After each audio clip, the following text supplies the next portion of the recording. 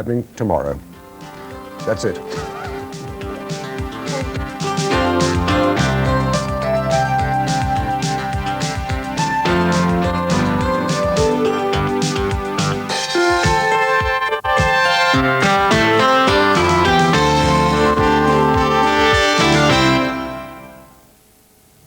On Radio 4 tonight at 8:15, the guest on analysis will be the Director General of the BBC, Michael Checkland.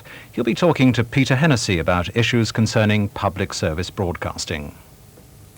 In 5 minutes, Daytime Live's guest of the day will be John Stalker. But now the news from Moira Stewart.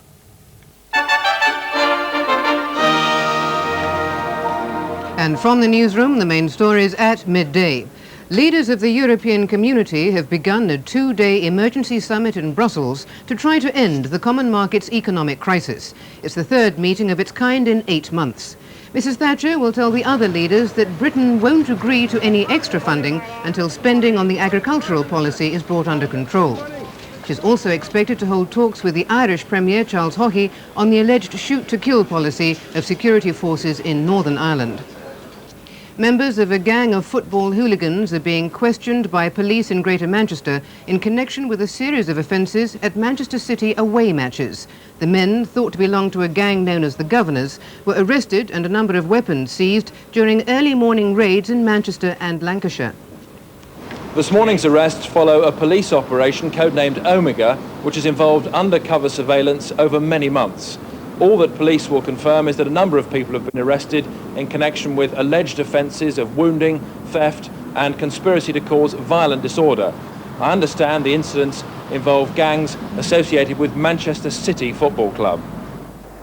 Main Road was one of the first football grounds in the country to be equipped with closed-circuit TV cameras, enabling police to monitor behaviour throughout the ground.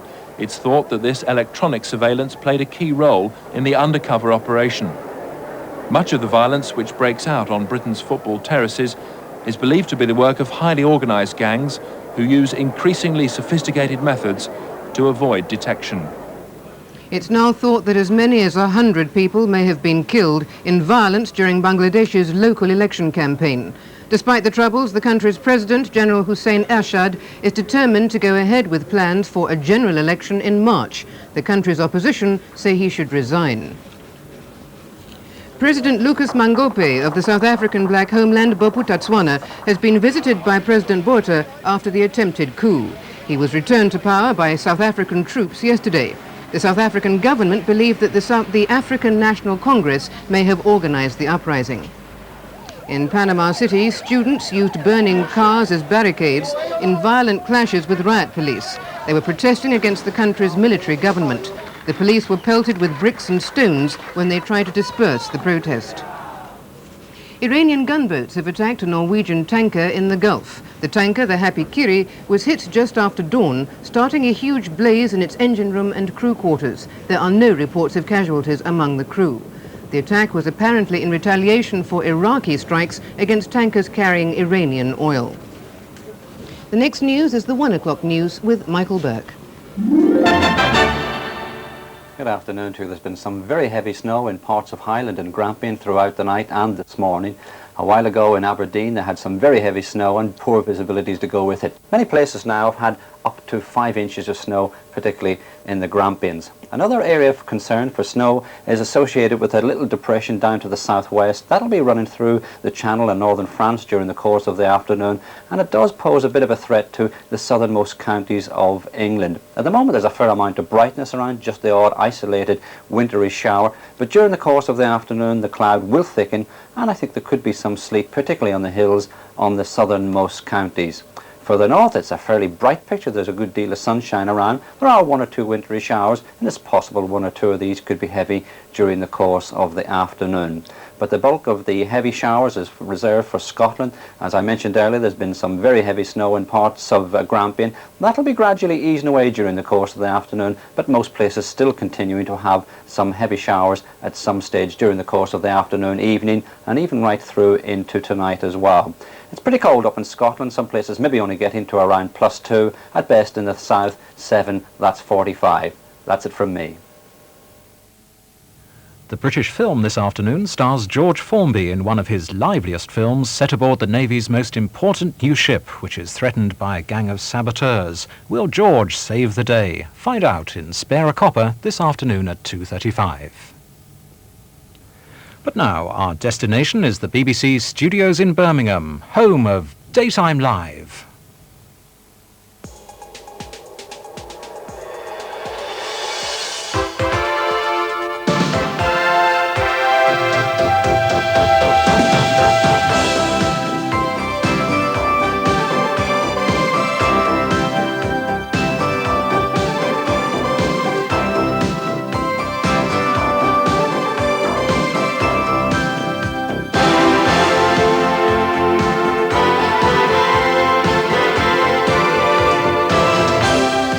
And on the programme today, the man who's making the headlines, John Stalker. The Great British Food Campaign treats us to Trifle. The Face of 88, Make-up with Barbara Daly. And mood music from Freddie McGregor.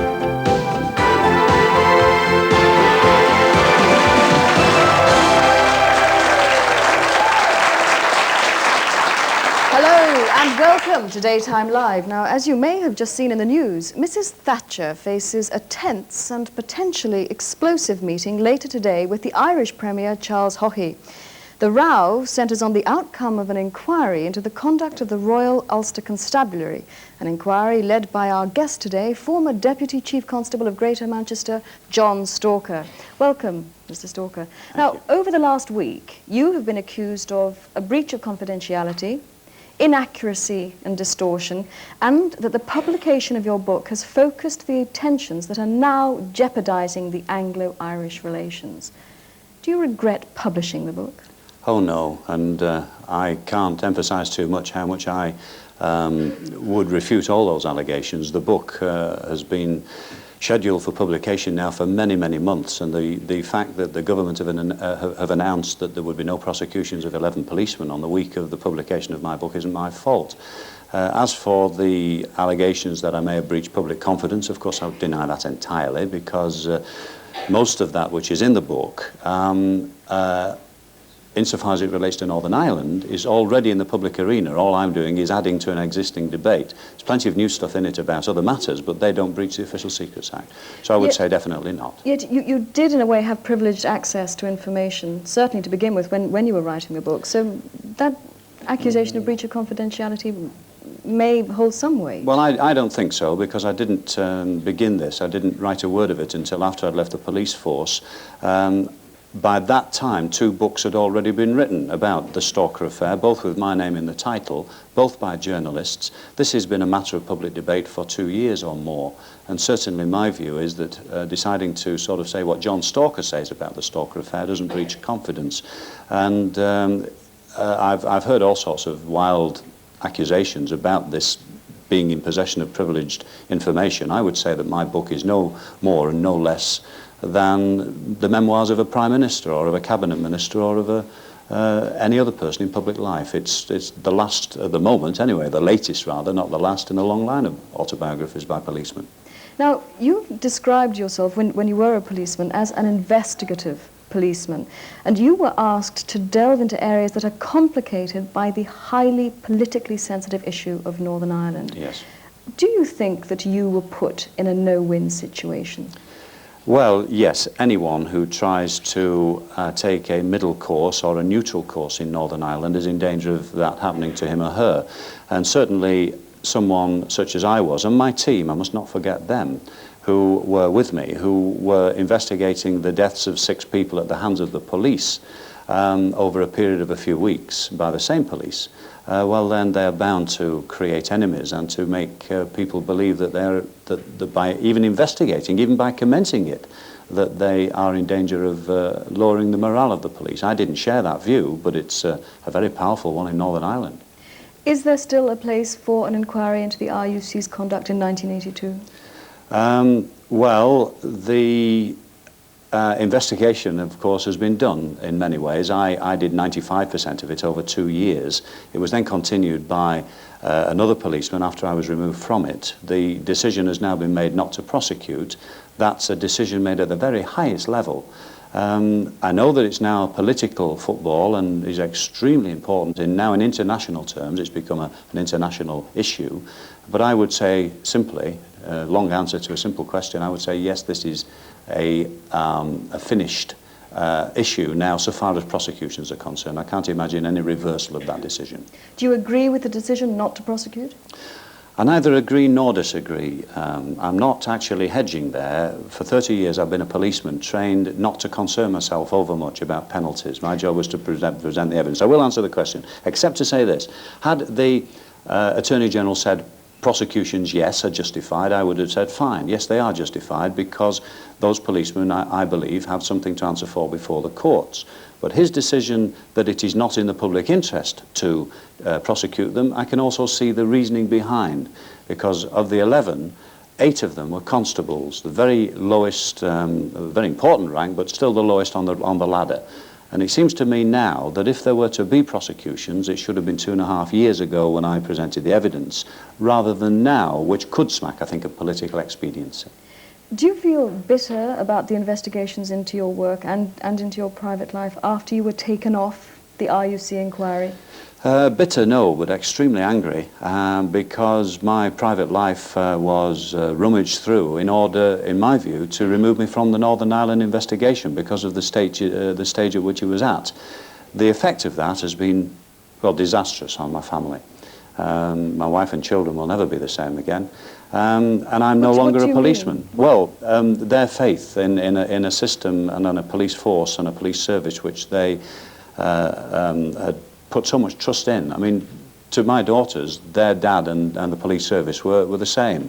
And then suddenly, I think they saw a police service turn its back on their dad, and it hurt them greatly. And my youngest daughter, who would have loved to have been a policewoman, now harbours no ambitions in that direction. But that's not me talking, that's my family. But the police service did clear your name. Why did you leave your job after your name had been cleared? Well, it wasn't the police service that cleared my name, it was the police authority, who are 45 sensible people, councillors and magistrates in Greater Manchester. I cleared my own name because there was no clearing to be done. Now, if I sound angry about it, it's because I still am. When I think about it, I think I should still be a policeman. I'm sat here on a television show when really I should be behind my desk as a policeman. Is that what you want to be, well, a policeman? It's what I was good at, and I'm sad I'm still not that. But I have to say that I decided to leave the police force. I wasn't sacked. I went back to work for 9 months before I decided to leave. The reason for that was because I didn't feel it was the same police force that I'd been a member of before. But it was also because of an increasingly difficult relationship with your Chief Constable, James Anderton, wasn't it? That's true. Why did that become untenable? Well, I don't know, because James Anderton and I have been professional colleagues for a long time, for 30 years. And I have to say that I have a great admiration for him as a chief. I think in the 12 years he's been a Chief Constable, he's been like a breath of fresh air in many ways. He's introduced an openness and a sincerity to the rank that perhaps wasn't always there before. He's a man of the people. Well, I did for many years, but then suddenly he became a different James Anderton. I can only believe that when I was returned to work, he saw it as somehow some sort of personal slight on him. Having instituted the investigation into me, it was found to be unfounded. The police authority returned me to work, and I think there may have been some sort of residual resentment about it. Now, you have said, let the Stalker affair, which has been rolling and rumbling along, let it roll and rumble along, let public opinion move it along finally. What do you mean by that? Is it not, you're saying, I'm no longer a policeman, it is now all over, and yet on the other hand you're saying, let public opinion make up their own mind and keep the issues open? It's over as a police investigation. I mean, it's been over for some time as that. But these things don't go away because the police stop investigating them. It seems to me that the issues, which were first domestic and then national and now international, they're so very, very important to the future of Northern Ireland that the people who should and will, in fact, keep it going along are the public. And the public debate in an area as crucial as this is very important. John Stalker, thank you for joining us today. Thank you very much. Thank you. Kathy. Judy, Well, this is it, the moment you've all been waiting for. This is the final category day in our campaign for Great British Food, which we launched in conjunction with Buxton Spring Mineral Water. Now, I gather I went a little fast yesterday with the address for the cookery book. So, as they say on Blue Peter, if you'd like to have a pencil and a piece of paper ready, I'll give you the address at the end of the programme. Now, today's category, naughty but nice, not unlike Michael Smith, who's in charge of the proceedings. Michael. Thank you, Julie. Well, this is the week I've been waiting for. We have the best sweet in the world, the best dessert in the world, trifle. I thought I had the best recipe for trifle, but indeed I haven't, because with me in the studio today are my guests, three charming ladies who come up with recipes better than mine. So let's meet them. On my right is Pauline Franklin, who's come all the way down from Ulverston in Cumbria, right up in the Lake District. Pauline, your recipe is a special family recipe. It is, yes. My mother-in-law must have made it for about 60 years.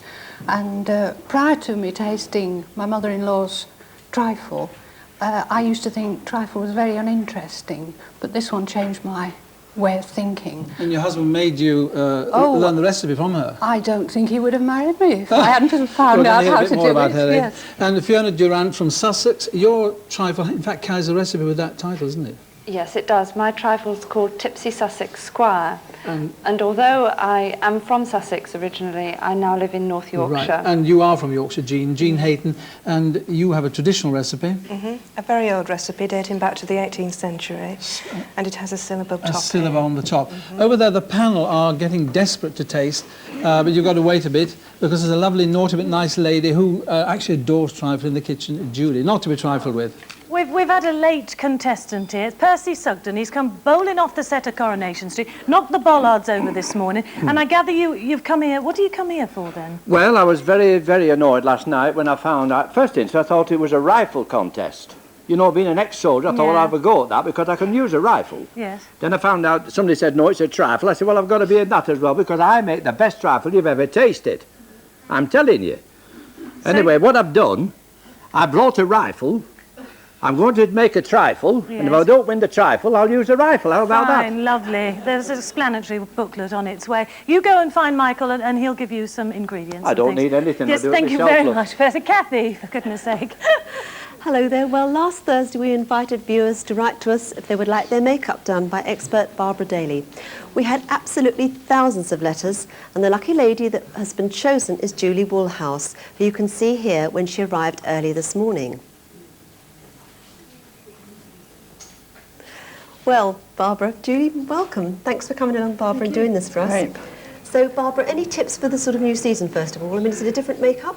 The new season looks are quite pale, they're quite delicate and light, which in fact are going to suit her very much because we've cheated a bit. Cut her hair because it was too flat on top, and Barbara here at the studios actually cut the top, and so that's a slight cheat. So but when you look at a makeup, you have to look at the hair, the clothes and everything. You take all that on board, Barbara, first, absolutely. I think the hair is important, but then on the other hand, you then focus in on the face, and Julie's got she's got a pre-Raphaelite sort of face. Yes, really. Yes, I'd say so. Now, what have you done so far, Barbara? You've got so far, I've put on foundation, which is this product here. What's that? That's a foundation, and it's a very light colour. Goes very well with her skin. Did she have a moisturiser on before that? She did, before that. Which is that very important? Her skin is quite dry, and moisturiser is very important. As soon as you've washed your face in the morning, on with the moisturiser. Yes. And then that was put on with a sponge. And is that important to do it with a sponge rather than with your fingers? Yes, because then you have a very, very fine, very smooth layer rather than a very thick one. What about things like bags under the eyes and things like that? I'm sure viewers would want to know which is this product over here. And you can put it on straight from the stick. Yes. But I, in fact, used this brush here to put it on with, and that just went under her eyes. Yes. Which is this area here. Now, if you had bags, you wouldn't put concealer there. You would just put it on dark shadows, and she just had little dark shadows there. Right. That's really interesting, Barbara. So we're going to come back to you in a minute after we've heard some music. I think 1 minute, with one thing I must say, though, we're not using any theatrical tricks here. It's actually makeup that you can buy in the shop, isn't it? So it's straightforward stuff here. Straightforward daytime makeup. OK, well, look, I'll see you in a minute. And meanwhile, we're going to get on with some music. And the music today comes from a man who cut his first disc when he was only 7 years old. He's already had one hit with I Just Want to Be Lonely. And now Freddie McGregor sings his latest single, Come to Me.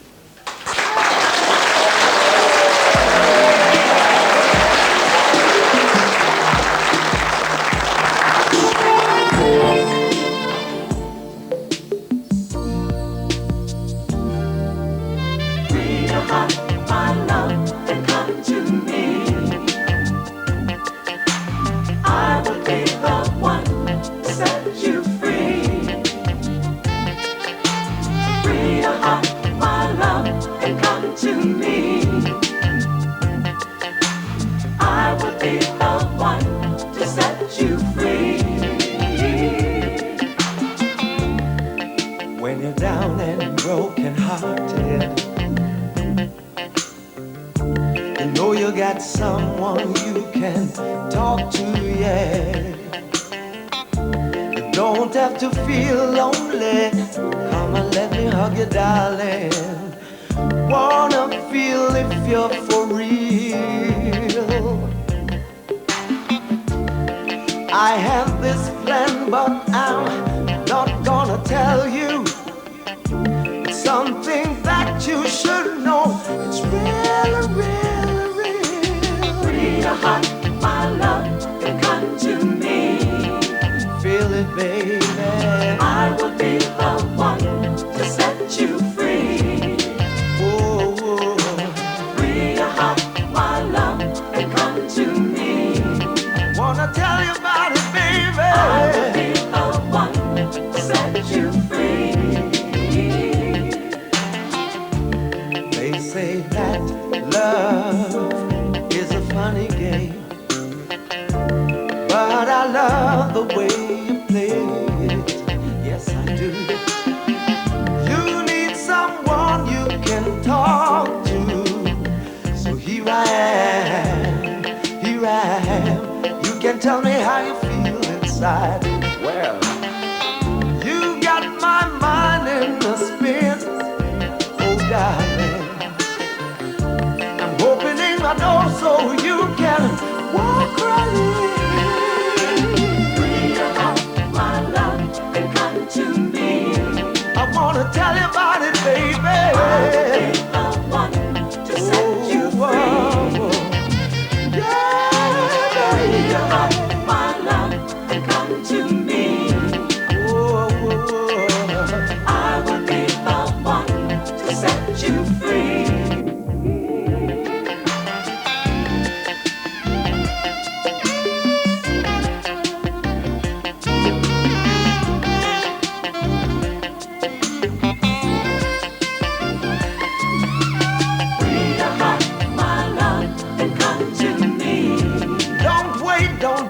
Afraid, just come on, come on, come on.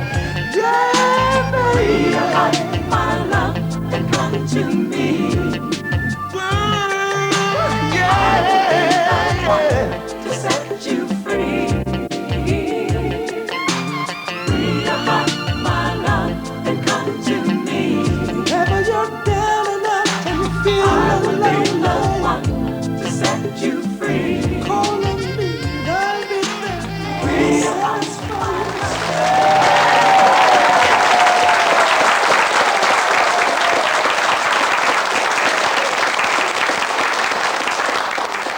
Freddie McGregor there with some nice soothing music.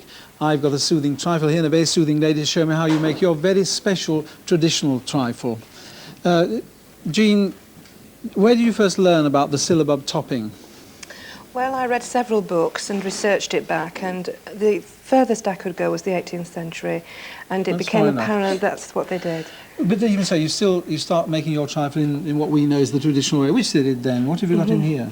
Well, homemade sponge and macaroon biscuits soaked in sherry. And that you put. I noticed this one. You put quite a bit of sherry in there. You put an eighth of a pint. About eighth of a pint. Yes. Is that the secret of a good trifle to you? Well, I think so. Yes. You actually live on a farm, though you're not married to a farmer, but you've got that sort of idea, which makes you a big jam maker. That's right. But even bigger jelly maker, because you're using jelly here. I was interested when I saw your recipe that you didn't use jam. You did in fact use this. What is that? This is homemade red currant jelly. It's very nice and rich in flavour and colour. And you also said spread, so how are you going to spread that? So what have you done with that? Break it up a little bit in the bowl.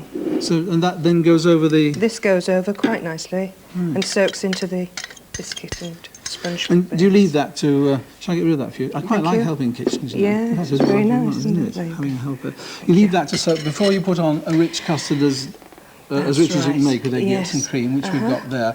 But the one that interested me was the syllabub. That's right. So can I help you make it? Yes. In the bowl we have the caster sugar. Add to that the sherry and the lemon juice. How much sherry have you got there? Another eighth of a pint. An eighth of a pint, good. So it's half a pint altogether. That's right. That's right. Just stir that round a little bit. Do you want me to be whisking this? That's right. There we go. And pop that in. Do that. Give me a bit of chance. Give me a chance to get it whipped in. Because, oh look, it's already seizing the cream, which is interesting. Yes, absolutely. Because I read in books that they used to have syllabubs which lasted a week, or Well, an everlasting syllabub. That's right. Is this it? Put the rest in. No, I don't think so. I think you would have to have brandy in to make it last that little bit longer. Right, but I think it was very stiff. But even what was even more interesting, because that's going to go on top of the custard, on top of the sponges, soaked in the shape. That's right. You, as a country, I presume, you've learnt to crystallise and candy your own flowers. That's right. Will you show me how you do them? That's right. Well, we'll take. I'm not a gardener. What is that? This is a primula, or a primrose. Well, actually, it had primrose on it, but I think it's your frock. Yes. And these are all part of the edible flowers of Great Britain. That's right. And so don't go. What are you doing there? we just put this egg white along the top. You're just beating an egg white? It's just an egg white beaten lightly. And meticulously. Do you do the backs? And do the back as well, turn it over. If you don't cover the whole of the petal, then it will go black. So in theory, what we're doing is coating it with egg white, and then here we put the sugar on. All over. And you've got to do you have to go back if you see... Got to go back, but this is just to get the first coat on. It takes quite a lot of sugar, oddly enough. So how would you actually go back on that? Can you just show Well, me? to go back, just go like this. And do you dry... Where do you dry them? Well, they You dry, do dry them. dry them in the airing cupboard, I would think would be the best place. I use a hairdryer, you know. Yeah, People do laugh you? when they use a Really? hairdryer. I would think And they'd blow away. They look like that. And That's your right. trifle, with its everlasting syllabub, is there. Are you going to finish it off for me? That's right, put a few more. You see, they're quite hard. I'm going to embarrass you horrendously. Yes. Because having made this rich trifle, you don't actually eat trifle, do you? No, I don't like it at all. I never have. Julie does, don't you? Don't think you have to eat that when you drink it, wouldn't you? Well, now, Double Bill, Daytime Live's own film review spot in which we ask you, the viewer, to give your opinions on the latest offerings at the cinema. To do this, we use the DAFTA system, Daytime Film and Television Award. 3 cones means the film is excellent, don't miss it. 2 cones, worth seeing if you've got a free evening. 1 cone, better check what's on TV first. An exclamation mark means the whole lot should have been left on the cutting room floor. Well, we thought as half-term was approaching, we'd get some young reviewers in. So we have Richard Dicken, who celebrated his 16th birthday yesterday and who's here to talk about Teen Wolf 2, the latest in a rash of American follow-up movies. And Kimberly Hughes has been to see A Night on the Town. I've been stealing those biscuits over there and they're caught in my throat. Sorry about that. Richard, Teen Wolf 2. First, can I just say, it's not number 2, is it? It's 2 also. Yeah, T-double-O. What's it about, then?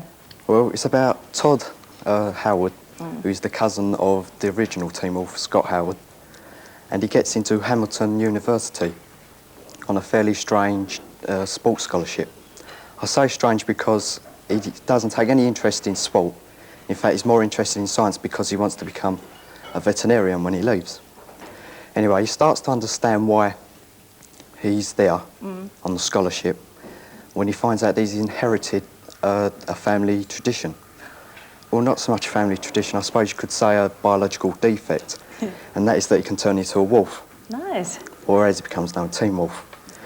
Anyway, it's then that he realises that the Dean Dunn, the headmaster of the school, and Coach Finstock, the PE master, have got more in store for him than letting him just pass his biology exam. And that's about it, really. I don't want to say any more because it'll destroy the whole film. Well, we'll have a look at it. Here we have a clip showing Todd, Jason Bateman, attempting to re-register for classes after his roommate has entered him for cookery and basket weaving, all good werewolf skills. Rules are rules, policy is policy. You don't understand, this has got to be changed. You've got a lot of nerve. Nobody ever changes their classes.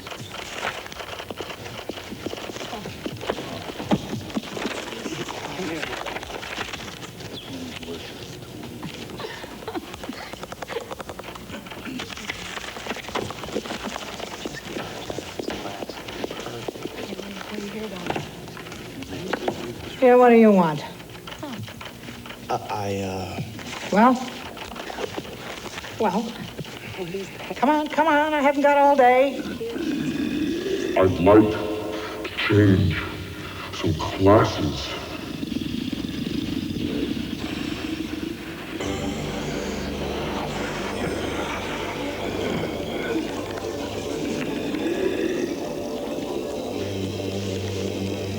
Have your professor sign this and bring it back here.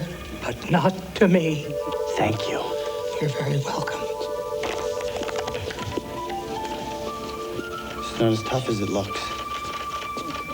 Oh, wonderful. Well, what did you think of it then, Richard? Well, when it finished, I had to ask whether I'd just seen Teen Wolf, the original film, or Teen Wolf 2, because the plots were exactly the same.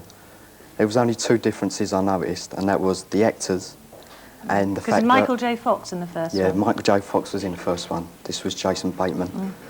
And the fact that in this one, the wolf is an expert boxer, as in the first he was a basketball player. But other than that, the film was rubbish. That's roughly what you could say about it. Oh, nice. Well, I mean, was it frightening? That bit looked a bit scary. Not really. It wasn't frightening. I mean, in the first film, you see the actual wolf change, which might have scared a few people, but you didn't see that in this film. So the transformation scenes weren't as good then? Nah, that was half as good. There was nowhere near it. The only good thing about the film was Jason Bateman, who played Todd. He was funny when he had to be and serious when he had to be. OK, thank you. Well, Kimberly, A Night on the Town, what was that all about? The story began with a girl being asked out by her boyfriend, and then 2 days later he changed his mind, and she had a boring night ahead of her. She was babysitting? Yes. Right. The Andersons rang up and she decided to resign herself to babysitting. She left with magazines, a telephone book, and on arriving at the house, her friend Brenda called. Brenda is very zany and doesn't get on with her parents at all, and she has run away from home. She asked Chris to meet her at the Chicago bus station, and Chris, says, well, I can't, I have the children here, and after a great deal of persuasion, she decides to go and take the children with her. Oh, dear. She leaves the house with an outrageous adventure lying ahead of her. Oh, well, let's have a look at that. In this clip, Chris has just received the begging phone call from her best friend at the station and is attempting to leave the kids to look after themselves. Listen, guys, I gotta go downtown. Brad, will you please watch Sarah? No way. What if the house explodes? The house is not gonna explode. You leave him here, and it will. I will be gone an hour there and back. That's it, okay? You guys go steady or what? What? Do you? Yes. Are you two listening to me? My mom is paying you good money to watch me. Well, Brad can watch you. Why would my mom pay you good money for Brad to watch me? Sarah. So why can't we just all go? Because... Do you like him a lot? No. Yes. Which is it? Yes, I like him a lot. No, Sarah, your parents would die if they found out I took you into the city. They'd die if they found out you left me here alone with him. Well, who's gonna tell them?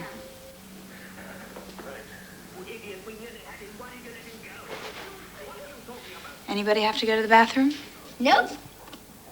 Ah, I used to babysit a lot. Kimberly, what did you think of it? It was a very good film, but very far-fetched. I found it very unrealistic, but this added to the humour. It was good, clean humour. Caters for all ages, but don't go expecting a serious film. Some of the scenes that they shot were actually shot in Toronto, and they were meant to look like the sleazy side of Chicago. Did that work? Very much so. All the streets were steamy, and there was paper and tin cans rolling around. It got a bit scary. Do you think it's good for all age groups?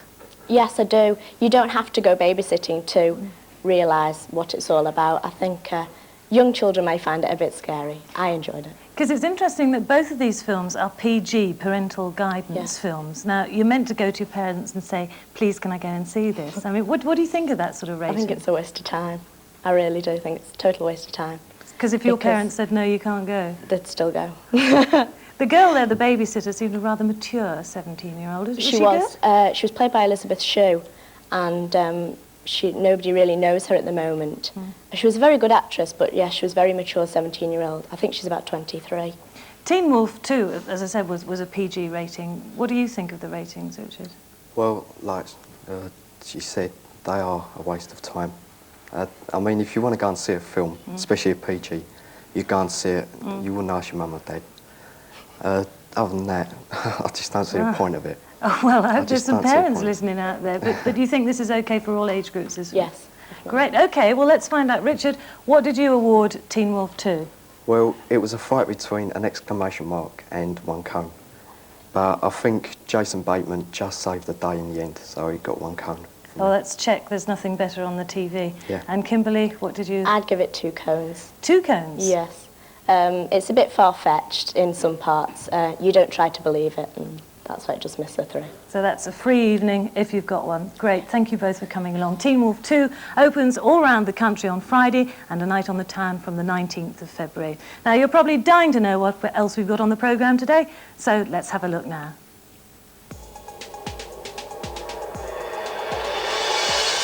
And coming up in the second half of Daytime Live, how's that face getting on? More hints from Barbara Daly. Trifle with more great British food.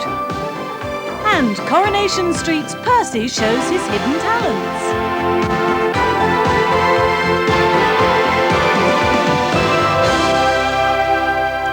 Here we are again. Let's see how Barbara's getting on. Barbara, it's been smashing watching this makeup lesson myself. What I've noticed is that you've been using lots and lots of brushes. Yes. And we're doing the eye makeup at the moment. Very important. So could you just talk me through what you've done? What we've done here is I've used this eyeshadow here. I'm surprised because she's got blue eyes and you've used brown. I know, old fallacy, blue eyes with blue eyeshadow, probably about the worst thing you can do. Brown is much better because, as you can see, it's gone over her lids here and it really brings out the colour. I've also used this, which is an eyeshadow pencil. Yes. And I've used this to define her eyes, and if you look here, you can see it's darker at the outer edges, and that's where the eyeshadow pencil So has have gone. you put that underneath as well, then? And underneath, and that's where the Yes. brushes come in, because if you use nice fat brushes like this, you see you can blend it. Yes. You see there are no hard lines there. That's right. So everything's just blended together, and the brush does the job for you. Have you used an eyeliner? Yes, I have. It's this one here. Yes. I've used the dark brown end just to put a really fine line. You can see here, very, very, very close, just to the lashes, just through there.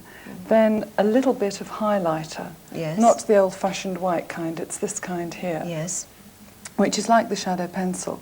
And if I'll show it to you on the back of my hand. Yes. Oh, I see. It's a goldy colour, and then that's just blended in Right, with so it's the not brush. the dead white sort of stuff you No, normally used to not the use. old sort of, like we all used to do in the Yes. 60s. And, you know, when you used to have a white I don't stripe do that here and anymore. then, I did that, I can tell you. And then then mascara. finally mascara. Yes. And, I noticed you got a comb there. What did you do? Can you just show everyone what Yes, you did where with is the my mascara? comb? Because this Here is it a is. big thing, isn't it, about Yes, people clogging if you them all get up. your lashes stuck together, which Yes. happens to the best of us, Yes. to me all the time, Yes. it's really good. Look down for me 1 second. You can just take a little comb like this and comb it through. Right. Like that. Okay, which then. really works. Barbara, so we'll come back in a minute then see the rest of it. And meanwhile, do over that. to Michael, who's trifling. It is amazing what you women have to do to look beautiful. I've got 2 beautiful women here in the kitchen making trifles look very beautiful. Pauline and Fiona, who are going to show you their special way with trifles. Yours is a lead trifle, isn't it? Yes, and it the is. theme is almonds right the way through. Tell me a little bit about what's here.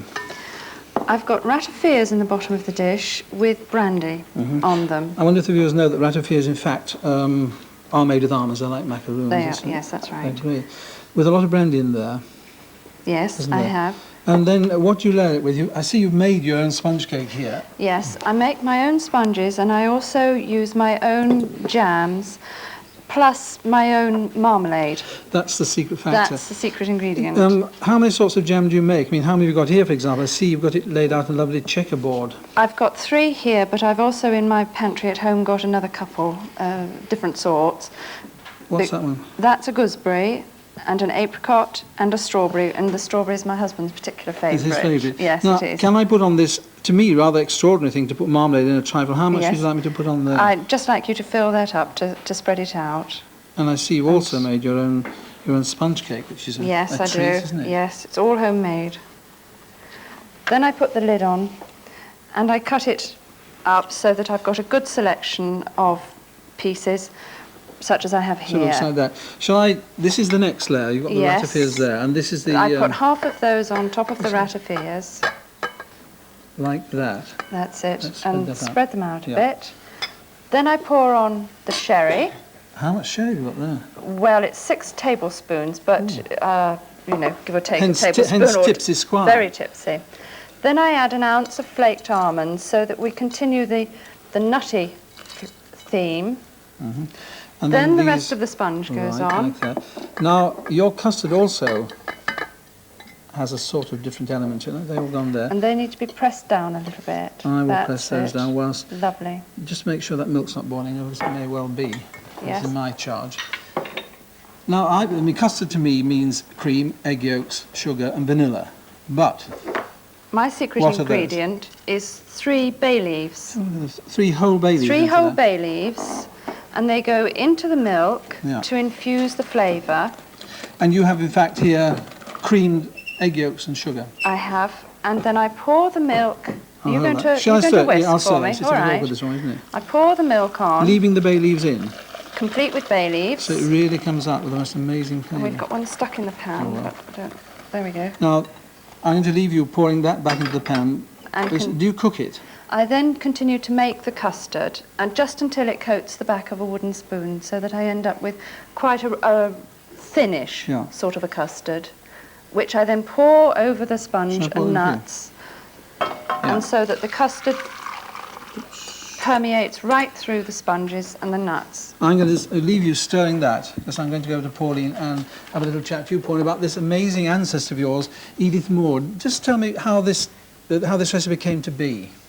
Well, it was one that my mother-in-law used throughout her This is the married legendary life. Edith Maud. This is the Yeah. legendary Edith Maud.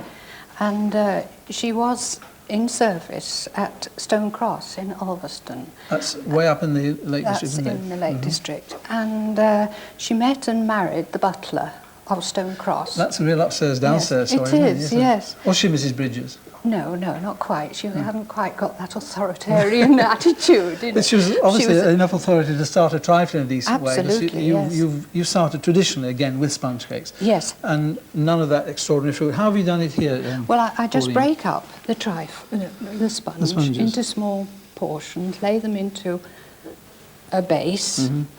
and then afterwards add a few ratafia biscuits. A lot of people don't know that the ratafia biscuit was originally invented to eat with ratafia wine, which is used at the ratification of treaties. Yes. And found its way quite logically in the 18th century into a trifle. This is why I've been looking for these things here. You're going to put in a goodly lot of... Yes. There's 6 ounces of sherry And that's going to be poured over and 2 there. ounces of brandy. Now, the thing that's pleased me enormously, and I was quite surprised to find in your recipe, you don't spread your sponges with jam, you do something totally different. Yes. What do you do then? I get raspberries, put them through a fine sieve until there's only just the seeds left, and you have a thick pulp. Shall I take that from you whilst you spoon Below, that over? yes. You realise you're confounding the French, aren't you? Because they come up with these raspberry coulisses in modern cookery, and Yes. we've been doing it all these years. Yes. I love saying, coulis was an 18th century Yes. thing. It isn't just the French. You That- should leave that for about half an hour to soak through To really first. seep it yes. all up. And then put over the puree so that... And this must give it a lovely tangy feel. Yes, and because the custard and the sponges are sweet and the raspberries are tart, it makes a nice I bet blend it of does. flavours. Tell me, your custard here, how have you made that? That's 8 egg yolks. Is that going to go over there as well? It is, yes. Let's put that. 8 egg yolks, 5 ounces of... Dollop it over. Yes. Ooh. 5 ounces I bet the of pan are double absolutely cream and 3 dying quarters to of a pint of milk. That is amazing. It's wonderful. I mean, this is a once-in-a-while treat, isn't it? And it is, I'm sure you agree with me, it is Oh, our absolutely, best sweet. yes. We should offer all the foreigners should come, because the French have the nerve, or the cheek, or the sense, whichever you like, to call this crème anglaise, or English cream. They Yes. acknowledge that this great custard came from us. Edith Maud had something to do with the garnishing of your trifle. Yes. You do it, it's a fairly traditional garnish there, and you've got Yes. one here which you're going to show us how to do.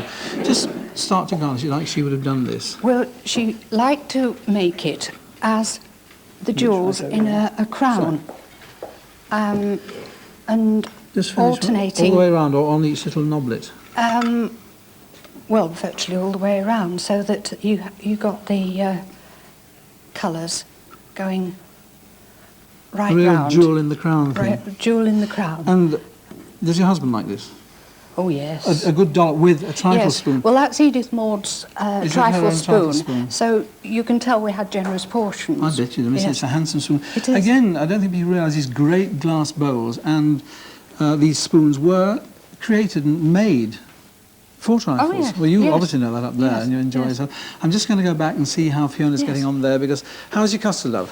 Oh, it's Lovely. lovely. It's come fine. I'm just going to nip to this side of you, because it is like this when you finish it. As they say, That's it just so happens we made on this one. It has to cool, but it's a lovely pouring consistency, Yes, and isn't it will- Will you come and tell me how you garnish your trifle? Because yours is absolutely the opposite to the others, Yeah. rather than elaborate. What are you going to do with It's that? Plain, very, very is that plain simple. cream? It's plain whipped cream, and I simply scatter the toasted almonds on the top. You have to be very patient when you toast almonds, so you don't, there's a difference between toasted and burnt, isn't there? There is. Aye. And I just scatter them simply, and they continue the nutty theme. And it won't bring you out in spots, so you won't need Barbara Daly and people like that who are waiting just down there in their part of the sea with Kathy.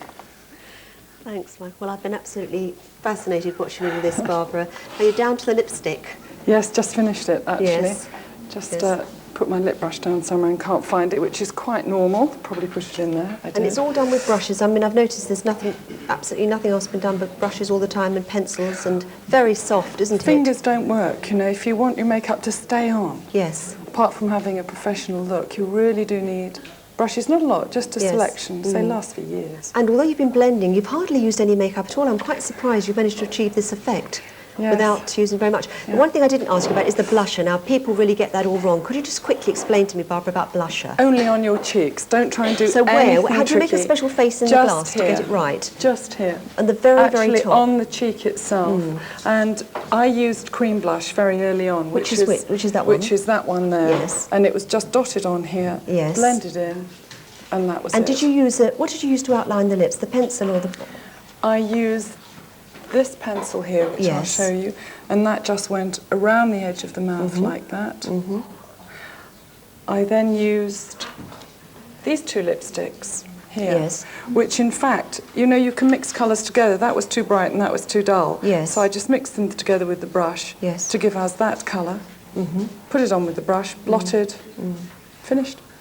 It's absolutely wonderful. Quite a transformation, Julie, from when you arrived this morning. As if you have a look at the screen, I think you can have a look at yourself how you came. I mean, it's quite staggering, isn't it? Yes, With such a sort of. Do you think you'd be able to do that yourself? Well, I shall try, yes. Everything's quite simple. I've learnt an awful lot from just watching Barbara today. Sort of less is more, and Yes, I think it's really less is good. enough. What about you, Barbara? What's next for you? I think you've got another project, haven't you? Coming? Yes, Something else I mean, coming up? obviously, apart from working on colourings, we're doing a makeup video, which is going to be out in March. But most importantly, we have this here, which is a sound cassette, which we've done to help blind and partially sighted people to be able to do makeup. It's a jolly good which is idea. going to be in body shops very shortly in the next week. And as I said before, no tricks, no sort of, just simple, straightforward makeup that you can buy your range from the Body Shop anywhere. right, absolutely. And it's just absolutely great. Well, thanks very much, Julie, for coming along and being our guinea pig today. And thank you Good very sport. much, Barbara. And back to Judy, you. who's still trifling, I think. Oh, I am. I'm in a right tour native, surrounded by trifles. Of course, everyone has a light hidden under their bushel, and some are more surprising than others. Our next guest, of course, we met him at the top of the programme, is Percy Sugden, the man with the flat cap and the piece of advice for everyone he meets, Bill Waddington from Coronation Street. Now, Bill, I've got your trifle here. That's the one, yes. There it is. And most attractive it is, too. Now, you are a little bit of a chef on the quiet, aren't you? Oh, yeah, I'm not a bitter one. I'm a damn good one, I'll tell you. I cater for myself and I look all right, don't I? At 84. You do. What's your secret ingredient? How do you make that then? Well, the secret of this, of course, is the simplicity of it. Yeah. I haven't time to do what all these wonderful ladies have done, but you can eat mine. I don't know what happens to theirs, but that's what'll happen to mine. What have you put in it? Well, there's sponge cake in for starters. Yes, nice. And on this occasion, I've got black cherries, stoneless ones, so you don't crack your teeth. Right. Ratafias round the side. You see the decoration point there, you see, all round the side like that. Yes, I want people, when they come to visit me, and I do have little dinner parties, not to want to eat it all because it's so pretty. then they leave me a bit for tomorrow, you know what I mean? Yeah, and what else? Secret ingredient? The secret ingredient, now you won't believe this, but this happened by accident actually, but it is very, very worthwhile. Yes. 2 glasses of sherry and 1 of whiskey. What? Whiskey. Whiskey? You can't taste it. Well, what do you but put it in for then? Well, everybody goes cockeyed, they have to stay the night then. I think they do. Let's have a quick get. What did you think, sir? Very good. Very nice, was it? What about I you? think it's excellent. Very good. Yeah. The one very with nice. The black This is cherry. beautiful. That's the black cherry one. They isn't don't it? argue. All right, just give us the money then. What's up? Michael! What are they doing to you over there? If he gave that to Phyllis, she'd sink. Hey, don't spoil me there. She's not here, is she? My God. There's no lady here with the blue rinse. Hey? Had a bit off, has there been? Pardon? Will you give up? No. Is it good though, that Right, was, eh? okay. Oh, it's great. Right, now, what about the actual trifles that we had here today? Sir, which one did you They all like? look nice, don't they? I give 2 8 out of 10. Number 2, 8 out of 1 10. and 2. Your vote, sir? I also give 8 out of 10. For number 2? 8 out of 10 for 2 and 3. Oh. Number 2, number 9. Which one did you like best? Number 2? Number 2. Number 2, 9. Number 2, 10 out of 10. What about number 4, for God's sake? Nobody Number mentioned 2. that. Well, Michael, we seem like number 2 seems to be very popular. Well, that's fine, but... Whose was number 2? Sorry. Well, whose was number 2? Number 2 was Fiona. Fiona was number 2, yes, yeah. Fiona's Trifle. We had a lovely time in the kitchen here, a smashing time. We're needing lots of water to wash it down. And I'd like to ask my ladies in the kitchen what you've learnt today, what you've learnt from each other. What was new for you, Pauline? I think the candied flowers. I think I'm certainly going to try that. I think it's a beautiful decoration. That's something I think Edith Maud might have known about, might have maybe dropped out of her possibly, repertoire as economies crept in. Fiona, what did you think was something fascinating about trifle? I like the different jelly that had been used. Yeah, the sib jelly. Yes. It's a lovely bright Yes. kind of tartness, so that was Yes. actually great. Jean? I like the bay leaf in the custard. I thought I that was an don't think interesting you've got room to talk saying you don't like it, making up these trifles, but the idea of bay leaf in custard Yes. is amazing. Absolutely It's amazing. rather unusual. Well, Judy, you've heard from us lot. Well, this gentleman, tell me what you just said. Come on, tell the honest truth. Go on, then. He's got nuts under his plate. I quite thought that this was number 2. And that one was whose? That he voted for me. What's Percy Sogden doing putting whiskey in a You see, trifle? and I can see your nose going red as well. Did anybody else make a mistake? You didn't make a mistake. Right, okay. Well, Judy, what's Percy doing putting whiskey in a trifle for? Goodness Well, he's a knows. Lancastrian Well, to begin why with. should I be ordinary? I'm You've got a always red different. hat from Lancashire. Oh, yes, no, it happened one night when I had this company there, and I had a fellow there, a very great friend of mine, who liked the bottle a bit, and he was saluting my trifle I'd made that night, but there was no whiskey in it then, That's and he went like that Scotland's with a glass tipsy and threw the whiskey in it. Oh, And we had to eat it up, and it was so good we carried on doing it. well, could we That's the take... best lie I've made today. Go on. Can that Phyllis home make trifles? Pardon? Can Phyllis make How trifles? the hell do I know? I Well, don't you're know going to about wed her, aren't you? Listen, she's had an offer from Sam Tyndall, hasn't Good, she? good. Accept it. I'll do a cabaret for him at the wedding. I'm not going otherwise. Do you want to take that home with you? Should we put No, it in I tell you what. I tell you what. There's a lot of nice people here, and they can eat a bit of that trifle when I've gone. They'll be legless. They will be absolutely legless. Yeah. I Thank don't you. have it. I'm driving. You see. Thank you very much, Bill. Thank you all for coming along and sampling this day. Of course, that wasn't the final judgment. We've got the real judges here tomorrow when Prue Leith will be here, Francis Coulson and Michael will be here. Now, I gabbled through the booklet when we've got 21 competitors who are here because, of course, we've got all 7 categories of the complete categories in the whole series. But if you want the booklet, please send your cheque, make it payable to Cookbook Offer, box number 581, Birmingham B67ER. That's Cookbook Offer, box number 581, Birmingham B67ER. Your cheques made payable, please, to Cookbook Offer, £1.80, and that includes postage and packing. The address is also on CFAX on page 147. Don't forget, join us tomorrow for the grand final. Pamela. Well, if you ate all those trifles, you'd need an enormous amount of your makeup, wouldn't you, to hide all the sins? I don't go for shading, though, that's the trouble. You don't like shading? No. Well, what is the big secret? You were saying more is less. Yes, I was going to say that Bill wanted to go back and tell them all on Coronation Street the Bet Lynch look is out, according to Barbara, isn't it? That's a character look, though. That's for something specific. But I think a bit of technique. That's all. In A fact, few was lessons hardly learned. wearing any makeup herself, Pam. Oh, you should see me without it. No, actually, the thing is, you've exposed us all, because now it's quite clear what we all look like when we crawl in here at, let's say 8 o'clock in the morning, and we're white and washed out and look terrible. You can do the most amazing things. Yes, can't with you? very little, if you just learn how to put it on. You don't need a lot of makeup. I think that's a mistake. Barbara, that surprised me, Pam. I mean, there was no sort of fingers, sort of like I kind of get my finger and sort of blot it all on. It's brushes, isn't it? It's the stuff, it's the equipment you've got as well, isn't it? A bit of equipment to go with what you've got makes all the difference in the world. And to stop piling it on. Yes, and a good light. Bathroom mirrors are not good. You mean with not on little the train, soft like... lights. No, no.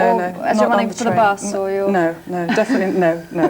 Actually, how does it in a car's transform okay as long somebody? as you're not driving. It can transform the way you feel, isn't it? That's what's important about it. We're not just talking about I think being frivolous. psychologically, I mean, it's been proven now by psychologists that, the way you look has a definite benefit to the way you feel, and therefore you sort of act differently, and people react differently to you. Don't It is you good find for that, you. though, Pam, when you made your face up, it gives you more confidence? Not the way I've made my face up half the time. You look good to me. Yes, but this is me after I've had the makeup on. Anyway, thanks for coming along and giving us some more hints and tips. And thanks to everyone who came along on the programme today. That's it from us for today. We'll be back tomorrow after the news at 12:05 with more Daytime Live.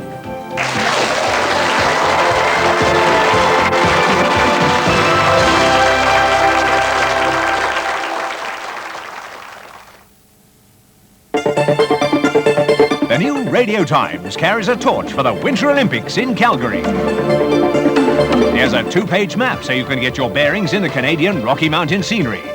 David Vine looks at the prospects for the men's downhill skiing, and Alan Weeks does the same for the ice hockey, which is featured daily on BBC2 throughout the games. From the snowy north to the steamy south, and a look at Arena's mammoth celebration of Mardi Gras. A 4-hour live tour of the greatest carnivals in the world, New Orleans, Trinidad and Rio.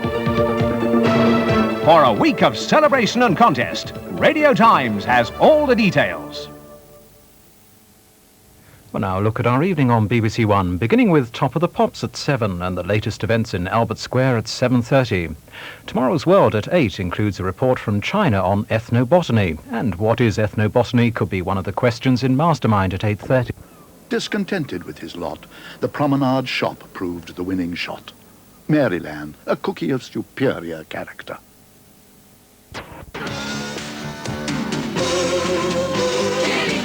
Kitty Cat Supreme, high in protein. Kitty Cat! To satisfy a cat's appetite for life. High protein Kitty Cat! You couldn't have a fitter cat. You have 10 seconds to rearrange this bacon into a well-known tasty breakfast.